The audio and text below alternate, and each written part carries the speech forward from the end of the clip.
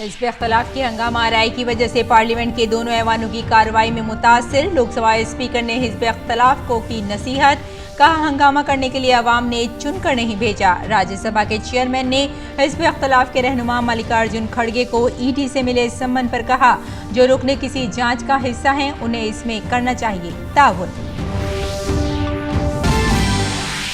National Herald मामले में तेज हुई ईडी की कार्रवाई के दरमियान कांग्रेस के मुजाहरे पर बीजेपी ने कांग्रेस के खिलाफ खोला महाज। पार्टी के तर्जुमान रविशंकर प्रसाद ने राहुल गांधी के इल्जामात को बताया खोखला, कहा बदउनवानी में मुलविस है कांग्रेस पार्टी।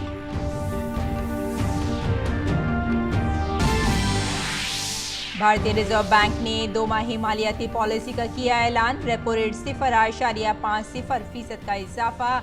इक्तिसादी शरह तरक्की का तखमीना 7.2% पर बरकरार। 14 अगस्त से दूरदर्शन पर रात 9 बजे से 75 एपिसोड पर मुश्तमिल सीरियल स्वराज भारत के स्वतंत्र संग्राम की समग्र गाथा होगा नश्र। मरकजी वजीर दाखिला अमित शाह और इत्तलात व नशरियात के वजीर अनुराग सिंह ठाकुर की मौजूदगी में आकाशवाणी भवन में हुई खुसूसी स्क्रीनिंग। अमित शाह ने कहा, सिर्फ ऑल इंडिया रेडियो और दूरदर्शन ही भारत के जज्बात का करता है इजहार।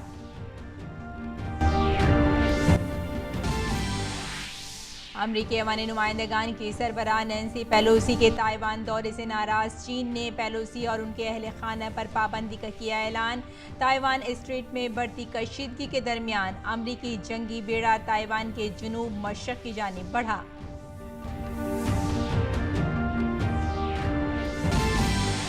और दौलत मुश्तरका खेल 2022 का 8वां दिन आज। भारतीय पहलवान आज दिखाएंगे अपना दम। कुश्ती में भारत को तमगे की उम्मीद। भारतीय खिलाड़ी बैडमिंटन, लॉन बॉल, स्क्वैश और टेबल टेनिस मुकाबलों के लिए उतरेंगे मैदान में।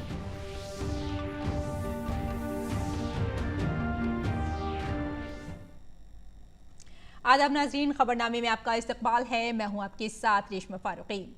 आइए तफसील से अब खबरों पर नजर डाल लेते हैं। पार्लियामेंट में आज भी अपोजिशन का हंगामा जारी है। राज्यसभा में कार्रवाई शुरू होते ही अपोजिशन मेंबरान ने नारेबाजी की। हंगामे की वजह से ऐवान की कार्रवाई मुतासिर हुई। आज के कार्यसूची में मेरे नाम के सामने क्रम संख्या 3 पर Sanjeev Kumar Balyan. Chairman sir, with your kind permission, I rise to lay down against my name at serial number 4.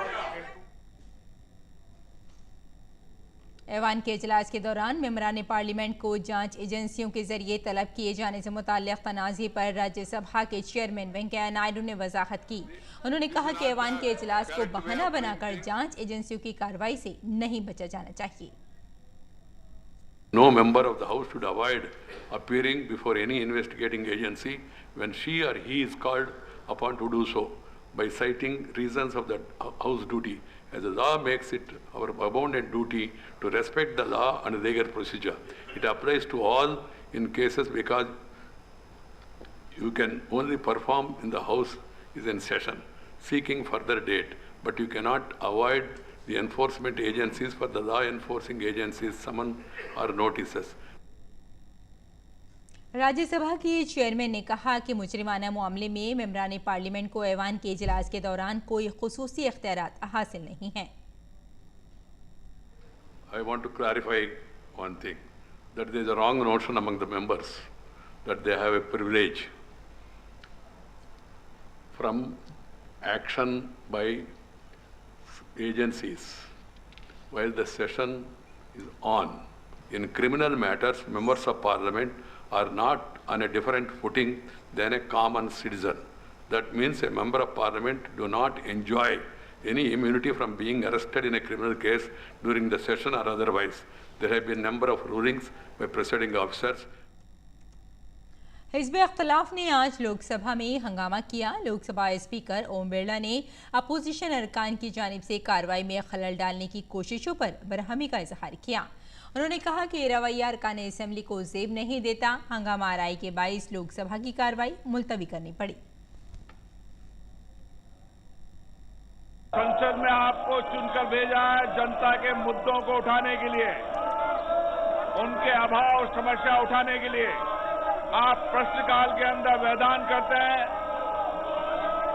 सदन नहीं चलना चाहते। देश की जनता चाहती है सदन चले, सदन में मुद्दों पर चर्चा हो। आप मुद्दों पर चर्चा नहीं करना चाहते, आप यहां पर नारेबाजी करने आ रहे हैं।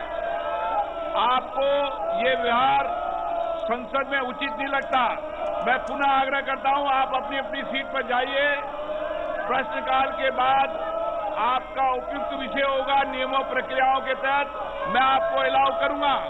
आप जाइए अपनी सीट पर बैठिए।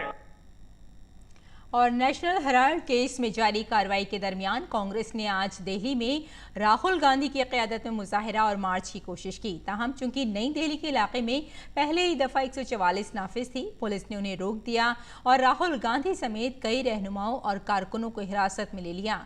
कांग्रेस आज मुल्क के दीगर हिस्सों में भी एहतजाज कर रही है।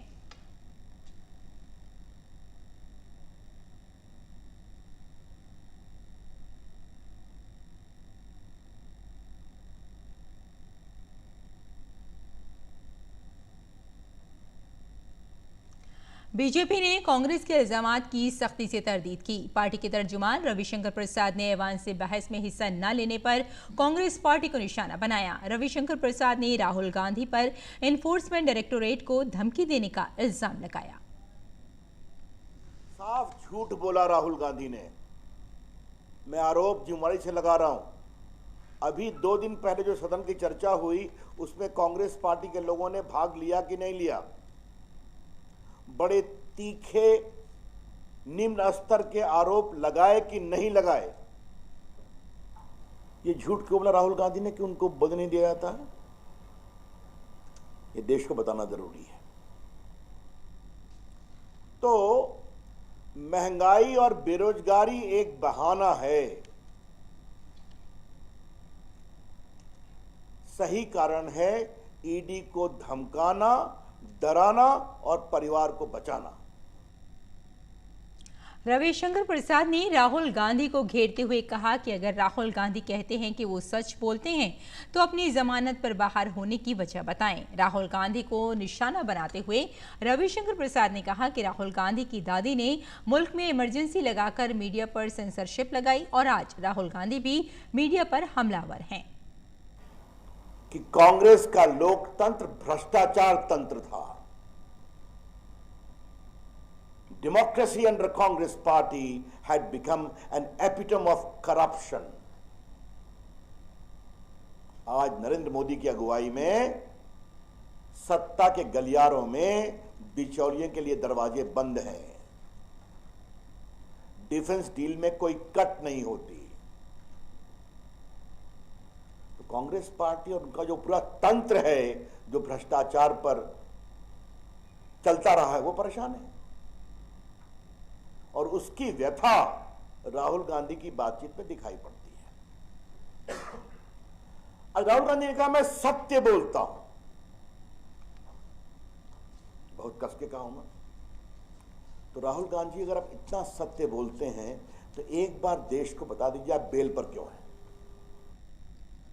पार्टी के तर्जुमान रविशंकर प्रसाद ने कहा कि गांधी खानदान ने नेशनल हेराल्ड पर कब्जा करके 5 लाख से 5,000 करोड़ रुपए के असासे बनाए। राहुल गांधी को हम क्या कहें? उनकी दादी जी ने देश में इमरजेंसी लगाई थी। आज मीडिया पर भी बहुत हमला किया उन्होंने। इमरजेंसी में बड़े बड़े संपादकों को जेल में बंद किया गया था, सेंसर लगाया गया था। और राहुल गांधी याद करिए, आपकी दादी जी ने कमिटेड जुडिशरी की बात की थी। कुछ याद है आपको? लोकतंत्र की नसीहत हमें देते हैं। रविशंकर प्रसाद ने कहा कि राहुल गांधी बताएं कि क्या कांग्रेस पार्टी के अंदर जमहूरियत है? पूरी पार्टी एक ही खानदान के गिर्द घूम रही है। 5 लाख रुपये लगाकर 5,000 करोड़ की नेशनल हेराल्ड की संपत्ति दिल्ली में, मुंबई में, लखनऊ में, पटना में, मोहाली में सब इस फैमिली कंट्रोल ट्रस्ट में आ गई। यही तो कहानी है। क्या सच्चाई नहीं कि राहुल गांधी और सोनिया जी दिल्ली हाई कोर्ट में क्वेश्चनिंग के लिए गए, वहां रिजेक्ट हो गया? सुप्रीम कोर्ट गए, वहां रिजेक्ट हो गया तो बेल लेना पड़ा। बाद में इनकम टैक्स की कार्रवाई हुई, उसमें भी वो हारे, ट्राइब्यूनल में गए, उसमें भी हारे। Mister Rahul Gandhi, please reply to the straight question, do you practise democracy within your party? आपकी पार्टी में अच्छे नेता हैं, हम भी जानते हैं, लेकिन बस सोनिया जी, राहुल जी और प्रियंका जी, ये तो तीन कहानी है। आपकी अगुवाई में कांग्रेस पार्टी बार बार हारती है।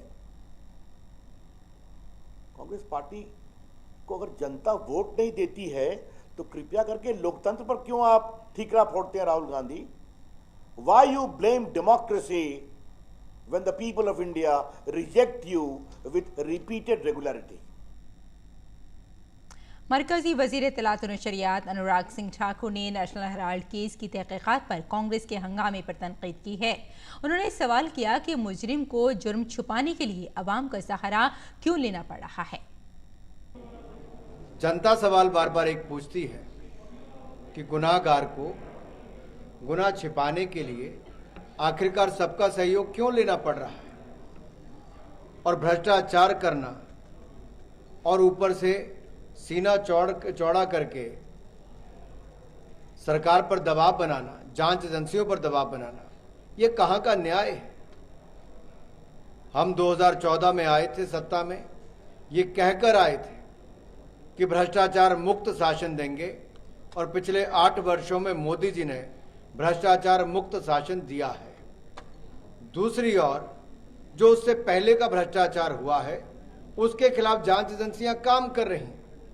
सोनिया जी, राहुल जी, कृपया करके ये इस तरह का खेल मत खेलिए। देश सच्चाई जानना चाहता है और जांच एजेंसियां जांच करना चाहती हैं। अनुराग सिंह ठाकुर ने कहा कि मुल्क की तफ्तीशी एजेंसियां बगैर किसी दबाव के आजादाना तौर पर काम कर रही हैं। एक और कांग्रेस के नेता जिन्होंने हजारों करोड़ की संपत्ति को अपने नाम कर लिया और अब जान से भागते हैं। अरविंद केजरीवाल जी के नेताओं ने अरबों खरबों रुपए कमा लिए, अब वो अपने नेताओं को बेगुनाह बताते हैं।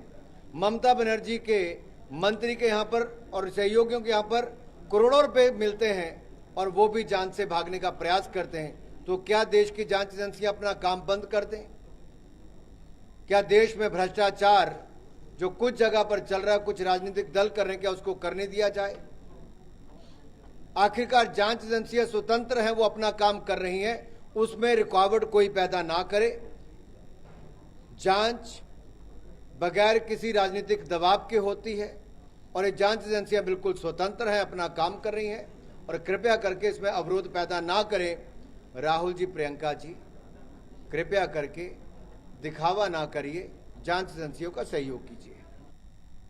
अगली खबर की जानिब बढ़ते हैं। नई दिल्ली के आकाशवाणी भवन में आज दूरदर्शन के नए सीरियल स्वराज हिंदुस्तान की जद्दोजहद आज़ादी की मजमूई कहानी का आगाज़ किया गया और खुसूसी स्क्रीनिंग की गई। खुसूसी मेहमान के तौर पर मरकजी वज़ीर दाखिला अमित शाह ने इस प्रोग्राम में शिरकत की।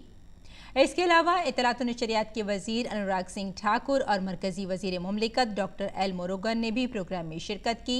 अहम बात यह है कि स्वराज हिंदुस्तान की जद्दोजहद आज़ादी की मजमूई कहानी के कुल 75 एपिसोड हैं। इसमें 15वीं सदी से हिंदुस्तान की जद्दोजहद आज़ादी की कहानी को दिखाया गया है। ये सीरियल से तारीख के कई पहलुओं को उजागर करेगा, खासतौर पर गुमनाम मुजाहिद आज़ादी की कहानियों को पेश करेगा। ये 14 अगस्त से रात 9 बजे दूरदर्शन पर नश्र होगा। मरकजी वजीर दाखिला अमित शाह ने आज आकाशवाणी भवन में दूरदर्शन के नए सीरियल स्वराज हिंदुस्तान की जद्दोजहद आज़ादी की मजमूई कहानी का आगाज़ और खुसूसी स्क्रीनिंग के मौके पर कहा कि सिर्फ ऑल इंडिया रेडियो और दूरदर्शन ही हिंदुस्तान के जज्बे का इजहार करते हैं। उन्होंने कहा कि आज़ादी हासिल करने में नामवर और बेनाम लोगों ने अपनी साख भी मिटा दी, इसीलिए आज़ादी का अमृत महोत्सव हमारे मुल्क के लिए अहम है। मैं मन से मानता हूं कि भारत के भाव की अभिव्यक्ति केवल और केवल आकाशवाणी और दूरदर्शन ही कर रहे हैं। आजादी का अमृत महोत्सव मोदी जी के नेतृत्व में हम मना रहे हैं। देश और दुनिया में आजादी का गौरवगान कर रहे हैं। 75 साल में भारत ने जो उपलब्धियां प्राप्त की है उसका भी गौरवगान कर रहे हैं। आजादी दिलाने में नामी अनामी हजारों लाखों लोगों ने तनिक भर का भी विचार किए बगैर अपने अस्तित्व को मिटा दिया। उन लोगों के ऋण का स्वीकार भी कर रहे हैं। स्वराज सीरियल के आगाज पर मुबारकबाद देते हुए उन्होंने कहा कि ये सीरियल तमाम हिंदुस्तानी जबानों में नश्र किया जाएगा। उन्होंने कहा कि इस सीरियल के जरिए हम मुल्क में मुजाहिदे आज़ादी के बारे में लोगों की मालूमात फराहम कर सकेंगे। सभी भारतीय भाषाओं में अनुवादित होने वाली, सभी भारतीय भाषाओं में दिखाए जाने वाली है। अगर इस सीरियल के माध्यम से, इस एपिसोड्स के माध्यम से जनमानस का लघुता ग्रंथि दूर करने में अगर हम सफल होते हैं तो मैं मानता हूं आजादी के अमृत महोत्सव की ये सबसे बड़ी उपलब्धि होगी। इत्तलात और नशरियात के वजीर अनुराग सिंह ठाकुर ने सीरियल स्वराज का स्पेशल स्क्रीनिंग के मौके पर कहा कि मुल्क भर में आज़ादी का अमृत महोत्सव बनाया जा रहा है। तिरंगा यात्रा की गूंज मुल्क और बैरून मुल्क में हो रही है। ऑल इंडिया रेडियो ने मुल्क के इस जज्बे को एक कदम आगे बढ़कर गुमनाम हीरो को दिखाया, नौजवानों को रेडियो जॉकी बना दिया है। उन्होंने ये भी कहा कि स्वराज की कीमत हम भारतीयों से ज़्यादा कौन जान सकता है। इसीलिए आज ये सीरियल आने वाली नस्लों के अजीम हीरो से मुतारिफ कराने का काम करेगा। महान कवि रामधारी सिंह दिनकर जी की कुछ पंक्तियां मैं जरूर यहां पर कहना चाहता हूं। जला अस्थियां बारी बारी, चिटकाई जिनमें चिंगारी, जो चढ़ गए पुण्य वेदी पर, लिए बिना गर्दन का मोल, कलम आज उनकी जय बोल। आज रेडियो स्टेशन आकर रेडियो जॉकी बनने का अवसर भी मिला और अनसंग हीरोज के बारे में बात करने का अवसर भी मिला है। 4.5 करोड़ से ज्यादा फ्री डिश कनेक्शन आज देश भर में है, जहां गरीब भी बढ़िया से बढ़िया कार्यक्रम आज देख पा रहा है।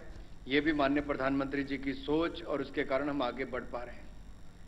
मित्रों, आज मेरा दिल इसलिए भी आनंद से भर उठा है क्योंकि एक बहुत ही खूबसूरत और आज़ादी की गौरव गाथाओं से सजा हुआ एक ऐसा धारावाहिक हम आप सबके सामने पेश करने जा रहे हैं। नाम भी स्वराज है और स्वराज की कीमत हम भारतवासियों से बढ़कर कौन जानता है। और प्रोग्राम में प्रसार भारती के सीईओ ने कहा कि कौम आज आज़ादी का अमृत महोत्सव मना रही है। इस सीरियल में आज़ादी की जद्दोजहद की कुछ सुनी और कुछ अनसुनी कहानियां दिखाई जाएंगी। साथ ही उन्होंने कहा कि ये सीरियल 9 ज़बानों और अंग्रेज़ी में भी दिखाया जाएगा। ये सीरियल 14 अगस्त से दूरदर्शन पर रात 9 बजे से 10 बजे तक दिखाया जाएगा और एक हफ्ते के बाद तमाम 9 ज़बानों में दिखाया जाएगा। यह कार्यक्रम 14 अगस्त से दूरदर्शन नेशनल पर प्रारंभ होगा, रात्रि में 9 से 10 बजे तक, और उसके अगले हफ्ते में यह जो है क्षेत्रीय भाषाओं में जो है पूरे राष्ट्र में इसका प्रसारण किया जाएगा। सर, हम लोग प्रसार भारती में लोक प्रसारक के नाते सर हम जनता के लिए प्रतिबद्ध हैं। सर, हम सत्यम शिवम सुंदरम की मूल भावना को आत्मसात करते हैं। सर, एक पब्लिक ब्रॉडकास्टर के नाते मैं अंत में ये कहना चाहूंगा, आनो भद्र कृतवो यंतु विश्वता। महान विचार हमारे पास हर दिशा से आए sir. Let noble thoughts come from all directions. इस पर हम विश्वास करते हैं सर। और जम्मू कश्मीर से आर्टिकल 370 की मनसूखी को आज 3 साल मुकम्मल हो गए हैं। 5 अगस्त 2019 को मरकजी हुकूमत ने जम्मू कश्मीर को खुसूसी दर्जा देने वाले आर्टिकल 370 को हटा दिया। आज ही के दिन मरकजी वज़ीर दाखिला अमित शाह ने पार्लियामेंट में बिल पेश करके इसे गैर फाल कर दिया। आर्टिकल 370 हटाए जाने के बाद जम्मू कश्मीर में अमन व अमान की सूरत हाल में काफ़ी बेहतरी आई है। वहाँ दहशतगर्दी के वाक़यात में नुमाया कमी भी आई है। जम्मू कश्मीर के लेफ्टिनेंट गवर्नर मनोज सिन्हा ने कहा कि जम्मू कश्मीर में एतमाद की एक नई लहर पैदा हुई है। उन्होंने कहा कि अमन के माहौल के दरमियान गुज़िश्ता चंद महीनों में ही 1 करोड़ से ज़्यादा सयाह कश्मीर आए हैं। के लोगों में एक नया विश्वास कायम हुआ है और इसी कारण पिछले 7 महीने में 1 करोड़ 10 लाख से ज़्यादा टूरिस्ट जम्मू कश्मीर में आए।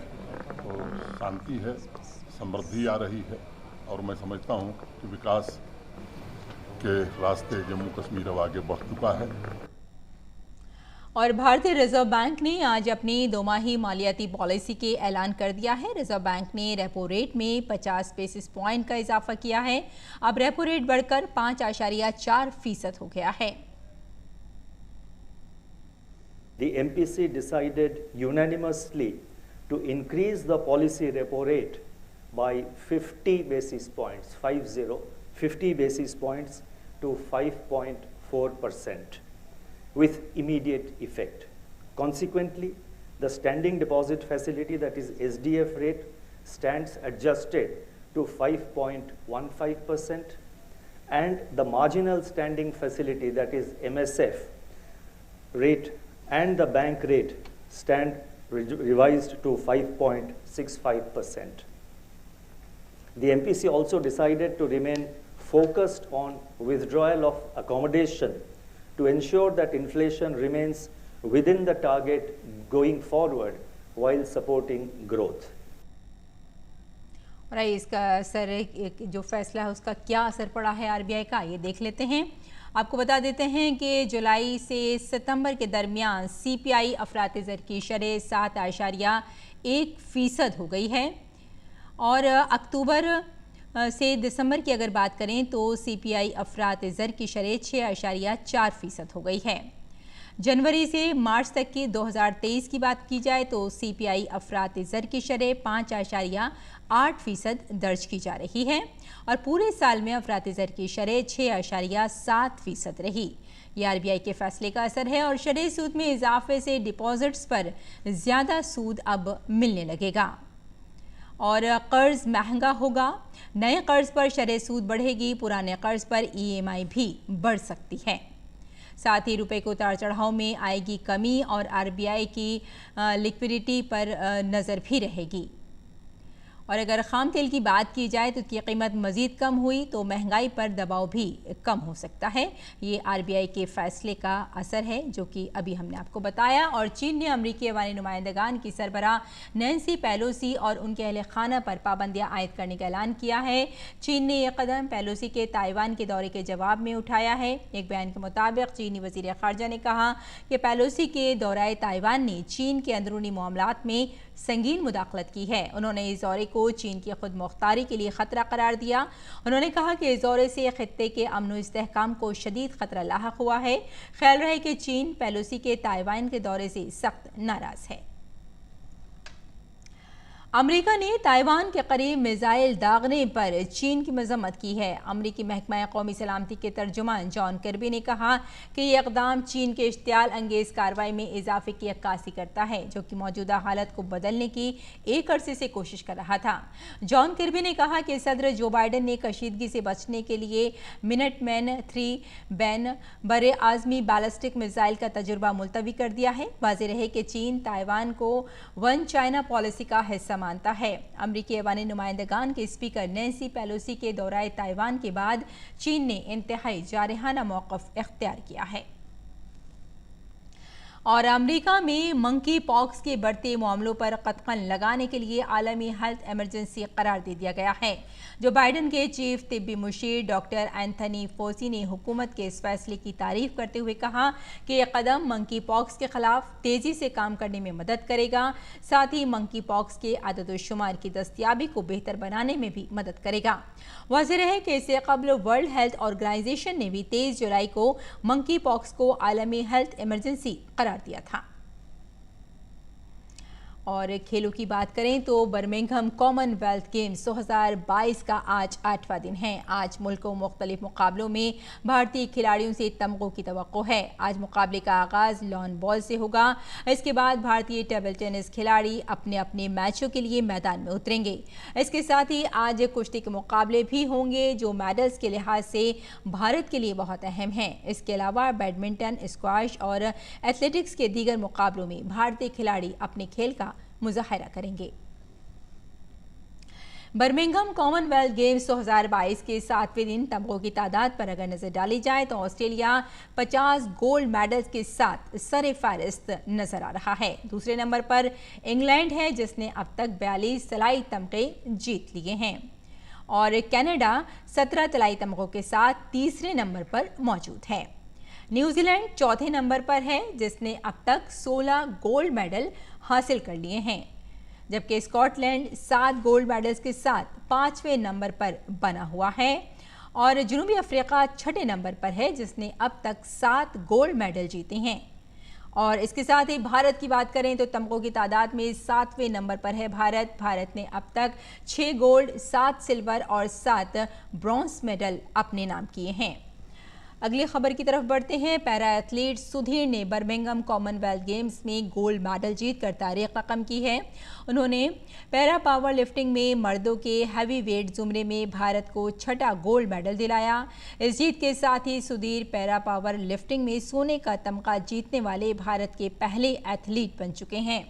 उन्होंने पैरा पावर लिफ्टिंग में रिकॉर्ड 212 किलो वजन उठाकर सोने का तमगा अपने नाम किया। चूंकि नाइजीरिया के इकोचोको क्रिस्टियन ओबीचोको ने 192 किलो वजन उठाकर चांदी का तमगा जीता, जबकि स्कॉटलैंड के मैकियोल ने 130.9 पॉइंट्स के साथ कांसे का तमगा अपने नाम किया। और वजीर आजम नरेंद्र मोदी ने सुधीर को मुबारकबाद पेश की है। वजीर आजम ने अपने ट्विटर पैगाम में कहा कि सुधीर की तरफ से कॉमनवेल्थ गेम्स 2022 के पैरा स्पोर्ट्स मेडल की गिनती की शानदार शुरुआत। उन्होंने एक तलाई तमगा जीता और अपनी लगन और अज़्म का एक मरतबा फिर से मुजाहिरा किया। वो मैदान में मुसलसल शानदार कारकर्दगी का मुजाहिरा कर रहे हैं। उन्हें मुस्तकबिल की तमाम कोशिशों के लिए नेक ख्वाहिशात। भारत के मुरली श्रीशंकर ने बर्मिंघम कॉमनवेल्थ गेम्स के लॉन्ग जंप इवेंट में चांदी का तमगा जीतकर तारीख रकम की। मुरली श्रीशंकर ने ट्रैक एंड फील्ड मुकाबलों में भारत को दूसरा तमगा दिलाया। अलेक्जेंडर स्टेडियम में मुनक़िदा फाइनल में भारत के नंबर 1 जंपर श्रीशंकर ने 8.08 मीटर चुस्त लगाकर चांदी का तमगा जीता। तलाई तमगा जीतने वाले बहमास के लगन नेरन ने भी 8.08 मीटर की चुस्त लगाई, लेकिन उनकी दूसरी चुस्त 7.98 मीटर थी, जो श्रीशंकर की 7.84 मीटर से ज़्यादा थी। जनूबी अफ्रीका के जोवान वान वोरेन 8.06 मीटर की चुस्त लगाकर तीसरे नंबर पर रहे।